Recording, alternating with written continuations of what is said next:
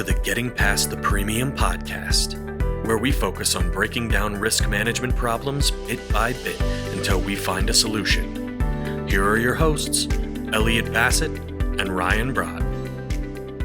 Welcome, everybody, to the inaugural episode of Getting Past the Premium podcast. We're here with Elliot, Bassett. I'm Ryan, Brott.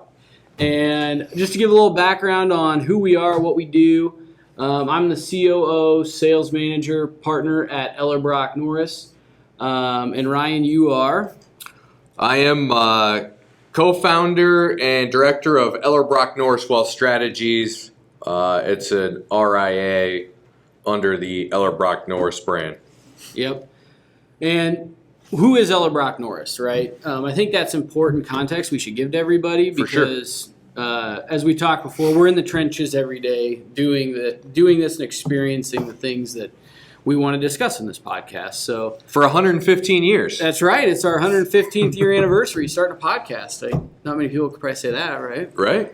So Ellerbrock-Norris is a risk management advisory firm. So we help clients identify risk and build plans to better manage that risk. That could include, insurance products. So we have an independent insurance agency.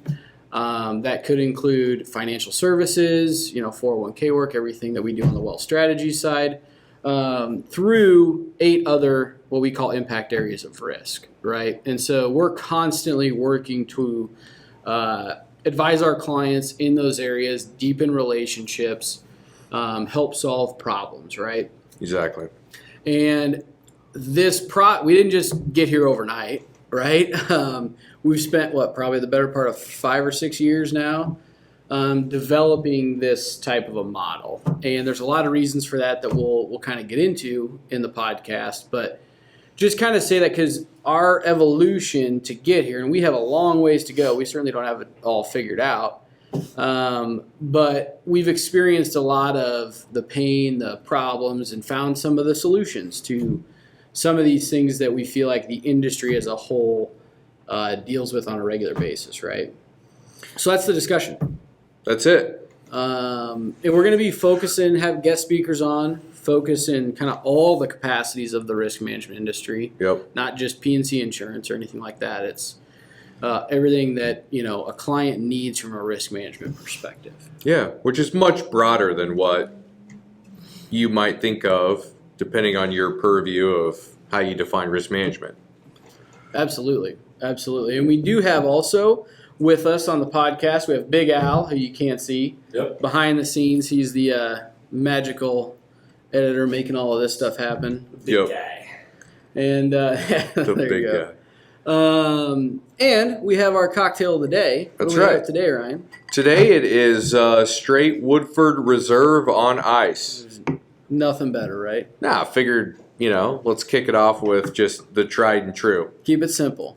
Yep. Keep it simple. But, in future, future episodes, we might be testing out a new recipe on a cocktail or something like that. So try to have a little fun with it. Yeah. We don't want to be serious all the time. So, No. So, Elliot, I think it would be helpful to provide a little bit more context just around your day-to-day role. What the traditional insurance agency has been around for 115 years, but talk to us a little bit about what you're doing and how you're doing it on a day-to-day basis. Yeah, so most of my time is spent either on the operations side, so overseeing how we deliver our client experience. That could be, we kind of call it our client retention team, service team, many different names for that. But we have direct managers in each of those areas, but I work with them to develop that client experience, as well as then how are we bringing new clients into the firm. So our sales side, our sales process, working with what we call risk advisors, but producers, salespeople, whatever the term is. And then trying to think about the future. Where do we need to go? Where's this industry going? What do our clients want? What are they going to expect in the future? And so that's where a lot of my time ends up getting spent, on a daily basis. What about you? Nice. Yeah.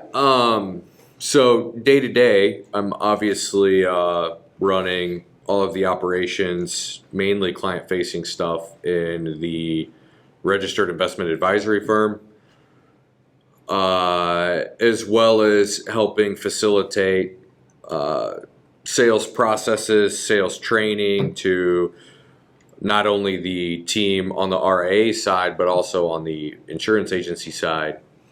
And then obviously working with you and the rest of the leaders inside Ellerbrock for, new product design, new process design, things like that, trying to continue to evolve the way that we need to. Yeah. So. Absolutely. And, through all of those experiences and, what we're working on day to day, as well as how we've evolved things, was kind of the reason why we had talked about starting this podcast, right? Or the purpose of the podcast, in that there are a lot of things we've experienced, as I mentioned, that we feel like other agencies, companies have experienced, are experiencing, and we want to start a conversation around it. Yeah. Right? Collaborate, discuss what's working, what we need to be thinking about. We do. We feel like we're not alone out there when we're completely rowing against the grain. We feel like we're rowing against the grain. In a lot of regards, for sure. We're not... we're not very strong rowers some days. Well, it feels like the current is stronger than, our ability to row most days. But we've also been able to look back over the course of the few years and see growth by design, growth by purpose, that I feel like a lot of other agencies can't show and articulate. It's, and we're rowing hard against the typical, let's see how many products we can sell, let's try to grow as fast as we can, and then try to get gobbled up by some private equity firm or larger agency. Yeah. Well, and that's happening a lot right now. There's a lot of M&A, and I know there's a lot of big numbers being thrown out there, but sometimes I wonder or think, is that also is a contributing factor to that agencies aren't sure how they're going to continue to perpetuate and continue to compete and have the resources and all of that, Yep. And so we're planning to kind of continue that conversation, have guest speakers on that'll be talking about the different, innovations in the industry, the different ways that we can improve how we deliver our client experience, so on and so forth, to help everybody that's out there dealing with the same stuff we're dealing with, right? Exactly. But, one other thing to note, I feel like, is we're some people on a mission, with purpose. The leadership group throughout Ellerbrock-Norris, the more traditional insurance agencies, are really young. Yeah. And we feel like there's a lot to prove and a lot to bring to, a lot more value to bring to the client, frankly. Absolutely. I think that's the biggest thing. And we can maybe talk through some of those things that we've seen that we feel like others are experiencing. But I think it all comes down to continuing to find ways to bring value to the client. And that's going to go beyond just selling an insurance product, That's the impetus for the name. Get past the premium, right? Exactly. So let's maybe talk through some of those things that we've experienced that, over the course of trying to evolve our business, what some of those things have been. What, in your mind, what comes to mind when we think about, some of those things that we've battled or have overcome? Yeah, wow. So how much time do you have, Elliot? Yeah, I got to get out of here in a couple hours, so. That's a hard question from 100,000-foot view, but because at least I feel like I'm somewhat of an outsider. Well, that's true. Well, yeah, in multiple ways, right? But looking at the more traditional insurance agency type approach, it's fairly archaic, if you will. Yeah. And in a lot of regards. In a lot of regards.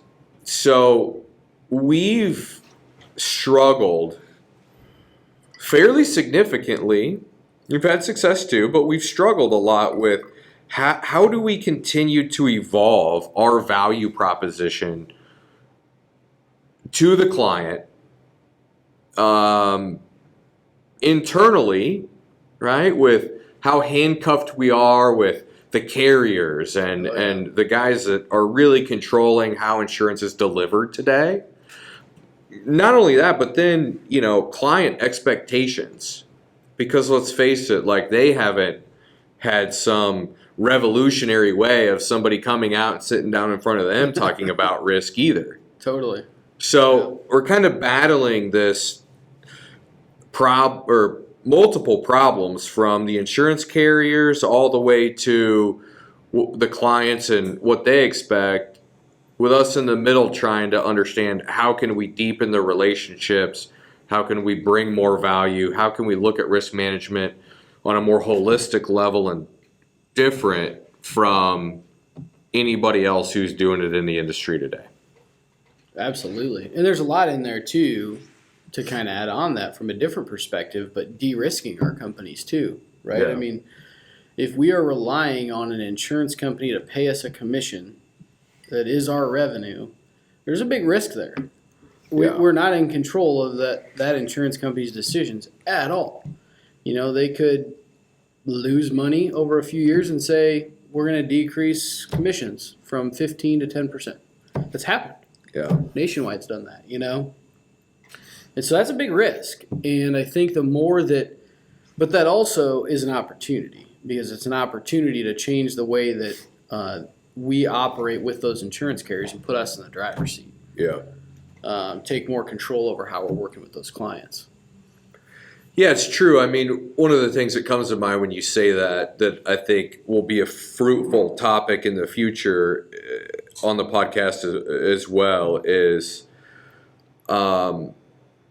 it's somewhat risky for us as a company, right? What we're doing is we're still trying to rely on kind of the old model for revenue because we're handcuffed from a regulatory perspective, but double down and deeply invest into the relationship and other areas of risk management that we may not get paid in, but need to facilitate because it's a right thing to do for the client. Absolutely.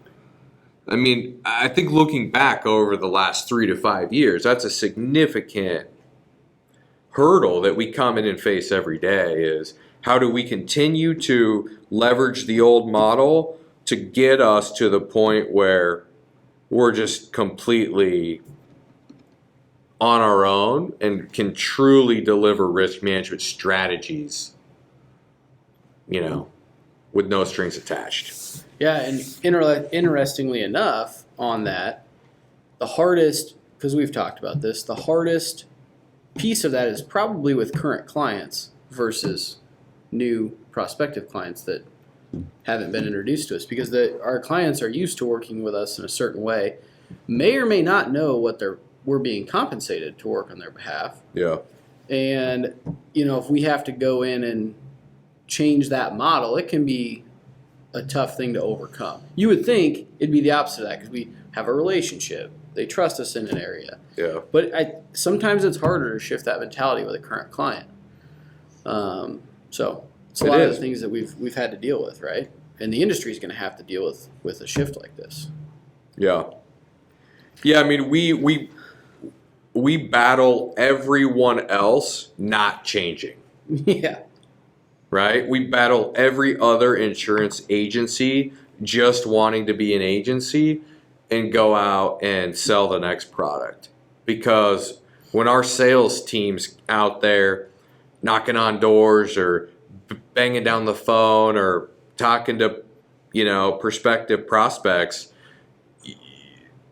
they get treated like every other insurance agent in the way that they've operated for the last 115 years. Don't understand. Of course they don't. We haven't talked to them yet about how we're different, how we look at things different, and how they should entertain a conversation with us. So it is tricky all the way around the conversation. Oh, absolutely. And I think a lot of, in our industry, there is a lot of new, you mentioned us being young, we have a young leadership team, but I think there is a turnover in leadership and agencies across the country, right? And I think that sometimes it's what you don't know what you don't know. This company's been successful. We've gotten to this point on a certain model.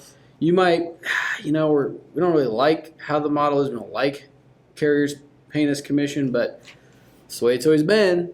We don't really know a different a model out there. And so, again, not to be redundant, but that's a lot of the things that we feel like we can be discussing on this show and bringing on people to learn from that can help us look at that in a different light. Yeah. Yeah, I agree with that. And you touched on an important thing there at the end about collaboration with other people in the industry. We have a much different mindset than probably most people, just because we have built out our value proposition from a risk management standpoint to go very deep. So we don't view who you would envision our typical competitors to really be competitors. We really want to collaborate with them and try to figure out how to propel this industry into something that we know can be better than what it is today. Totally. And there are some things that we feel like we have figured out, and there's a lot of things that we're still trying to figure out, still battling. We don't know our head from our ass. That's true in a lot of regards. But sometimes we do. Sometimes we can get in the right direction. So we can. Another big, to kind of transition to another piece of the industry that I think is a big hurdle that we've got to all overcome or figure out a solution to is technology. And I think we all know that the insurance agency is behind in its technology, right? Yeah. Yep. The main AMS systems, no names mentioned, applied systems, but there's a lot out there that we need to continue to evolve the technology. Now, I think a few years ago, the InsurTech, call it or whatnot, coming in was to disrupt the independent agent, right? We can replace that relationship with technology. Yeah. Now, I'm not naive enough, I don't think you are, to think that won't happen or can't happen. Amazon and Next Insurance just announced a partnership. Yeah. So there's going to be disruption in the independent agent channel coming. But I also think there's a lot of opportunity with InsurTech that is now coming to support the independent agent. Yeah. And in a lot of facets, I'll let you jump in. No, you're 100% right. They kind of found out that they couldn't do it without the local relationship, and it was still important. As fast as they wanted, probably. Again, Correct. I'm not going to say that it's not coming, but... Well, you still have Berkshire Hathaway 3 out there, and, Actually, whatever happened to Berkshire Hathaway 3? It's still there. Thing? For sure. Oh, okay. Yep. Everything on 3 pages. Yeah, well, the whole policy. And, which is, from a product perspective, it might not be that bad. I agree. For the right client. I'm not saying it's right for everybody, but for the right client, it might not be that bad. And why does that have to threaten the independent agent or advisor? Well, I think that's the key difference. If you're acting as an agent that processes and sells insurance policies, you probably should be scared. Because Amazon or name the InsurTech Zebra can do that faster, better, quicker, with less people. Yep. If you're transitioning to an advisory model, to your point, why wouldn't we leverage that technology to create a better client experience, thus creating an advisory relationship versus a product relationship? Exactly. And this all fits, right? It's all part of the same conversation. It's de-risking us from the insurance company issue in relationship. It's getting the technology in place that allows us to sit in the seat of advisor versus product processing and placement. But yeah, I mean the technology is a big deal from a lot of different angles. I mean, and you're right. InsurTech has made a huge push over quite a while, long period of time now, and it's continuing to get better. But one of the big issues continues to be like how the independent risk management, risk advisory shops can scale while doubling down on this client experience in more of a holistic way of looking at risk management. It's an oxymoron to a lot of people, right? How can I spend more time with the client but scale? Yeah, more time, more energy, more resources, better advice, but be able to double your business in 3 years. Totally. Well, and again, going back to that collaboration piece, some things that, we've heard through people that we know in the industry and podcasts, other podcasts you listen to, is there are other agencies and people that are looking at this same thing from an innovation perspective, have built some of their own technologies to fix problems that they had within their agencies, and we see no reason why we can't all collaborate around that. We've done it, with one of the sponsors of the podcast, Launch. We've done it with our own internal software around our sales process and that advisory services. Yep. But those are everywhere, and again, it's all about being collaborative around what are those things, how do they all fit together? Because not everybody's model is the same either. Those are all going to be different things that come together, right? Yeah, I mean, and I think that's an interesting topic and something that we're going to love to learn more about as we continue to bring on guests and get this podcast up and running is, what is the current model? How is it structured? What are they doing to differentiate themselves, et cetera? But we have personally made a significant investment into trying to change that game ourselves. Yeah. And I think you kind of let the cat out of the bag a little bit there with Launch. So why don't you give us the 2-minute overview of Launch, what it is, well, again, what we're trying to accomplish. How long do we have? But it all goes back to the same conversation. The podcast and what we've built in a software are all part of the same conversation, in that it's changing how we work with clients. And we had worked on our advisory model, right? That we want to identify risk, advise our clients on risk, get away from only selling product. And trying to piece together technologies to do that, to help us walk through that process, just became too much, too big. It was too many hurdles to overcome for a producer to walk through that process, right? We were using SharePoint, we were using our AMS, we were using all this different stuff that we were trying to cobble together to create a client experience. Yep. And it just wasn't coming together. Yep. We didn't have consistency across process. We didn't have the information at the fingertips of producers and salespeople when they needed to get out and have these discussions with clients. All of those things, and we could again go down a rabbit hole for hours on this because we have. Yep. Over many nights in Crown Royal and other. Just a couple. So, but we just decided again, as I think a lot of people have seen, that we can go out and create something that works for us, that creates this client experience we want, puts the right tools at the hands of our salespeople when they need them.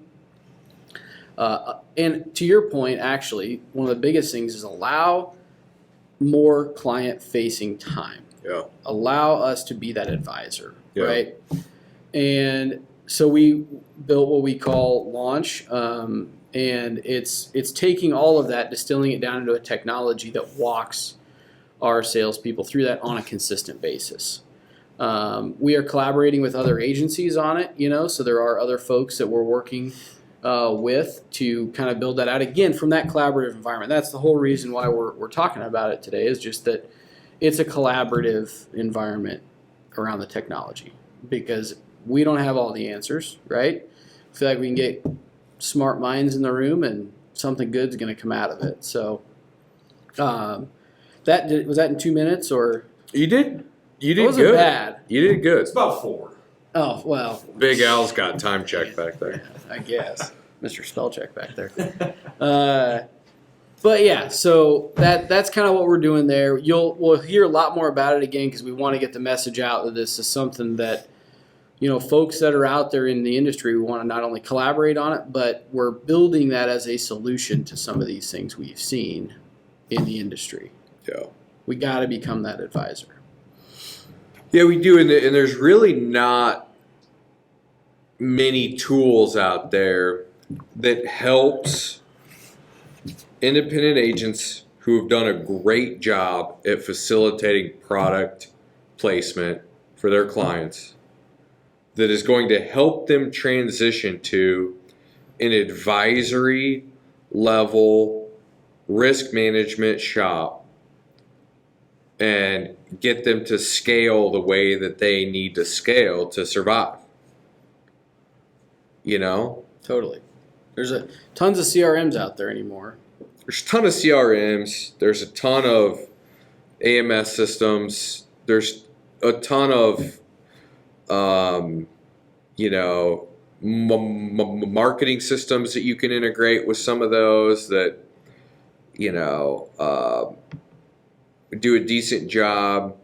We're seeing there's a couple end user products out there, right, where they're kind of integrating with the actual insured. Yep. But there's not a lot of resources that are aimed at the risk advisor to get in front of their client and give them the ability to deepen the relationship, bring more value to the client without having to completely change who they are. Totally. Absolutely. And so that's what we feel like we have solved with launch. And we look forward to continue to just explore that software, explore what we're doing, how it can help other agencies, and go from there. Totally. Well, I think it's just, this isn't necessarily meant to be a shameless, big time shameless. This one, we're going on 6 minutes, Big Al? Plug for launch, but they go hand in hand, because the conversations that we had stemming from the problems that we faced, or the reason we're launching this podcast, is also the reason why we built Launch. And they go hand in hand. But again, the podcast is certainly going to be that avenue to drive the collaborative conversations around these problems, these solutions that we see and we feel like we can drive a conversation around. So I think with that, that's pretty much our first episode. I think we covered a lot of ground. I think we just did it. The inaugural. It probably wasn't that great, but we'll get better. Let us know in the comments. We will. And so I think we'll be looking to put out these episodes every couple weeks. And again, having some guest speakers on. If you have anybody that you think we should bring on and discuss some of these topics, if you'd like to be on the show, please let us know, because we want to be bringing valuable conversations and content to our folks. Absolutely. And get out there and share it. Risk management is super important. It's kind of the foundation of the pyramid on anything monetary in our lives, right? And it's got to be done the right way. And we truly feel like over the last a really long time, it really hasn't been done the right way. And we're starving to try to be the leaders in changing that. So share it, find other like-minded people like us, and let's have a conversation and see if we can't continue to drive this industry to a place that is being built by design and bringing a ton of value to our clients. Definitely. It reminds me of our quote, that one of my favorite quotes, and that we use all the time internally here, but from Steve Jobs: good companies learn what their customers need and meet those needs, but great companies change the way their clients think. Yep. And I think if we take that mentality, I think we can do a lot of good in the industry. And I think we can be really successful. So with that, we'll sign off. All right. See you next time.